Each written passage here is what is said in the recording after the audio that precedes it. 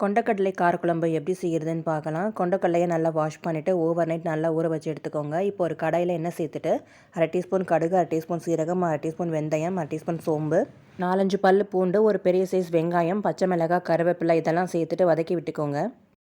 இது கூடவே உங்களுக்கு விருப்பமான காய்கறிகள் சேர்த்துக்கோங்க. காய்கறிகள் சேர்க்காமலும் நம்ம செய்யலாம். நான் இன்றைக்கி கத்திரிக்காய், உருளைக்கிழங்கு, முருங்கைக்காய் இதெல்லாம் சேர்த்துருக்கேன். இது கூடவே ஒரு தக்காளி சேர்த்துட்டு நல்லா வதக்கி விட்டுக்கோங்க. கூடவே அரை டீஸ்பூன் மஞ்சள் பொடி, 4 டேபிள் ஸ்பூன் அளவுக்கு குழம்பு மிளகாய் பொடி சேர்த்துட்டு ஒரு டைம் நல்லா வதக்கி விட்டுக்கோங்க.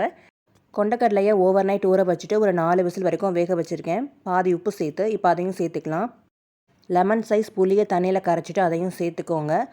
குழம்பு வேகிறதுக்கு தேவையான அளவு தண்ணீர் சேர்த்துட்டு தேவையான அளவு உப்பு செக் பண்ணி பார்த்துட்டு சேர்த்துக்கோங்க. ஏற்கனவே கொண்டக்கடலை வேக வைக்கும்போது நம்ம உப்பு சேர்த்துருக்கோம். குழம்பு பச்சை வாசனை போகிற அளவுக்கு ஒரு 15லேருந்து 20 நிமிஷம் வரைக்கும் நல்லா கொதிச்சு வந்ததும் இதில் ஒரு அரை மூடி தேங்காயை அரைச்சிட்டு சேர்த்துக்கோங்க. குழம்பு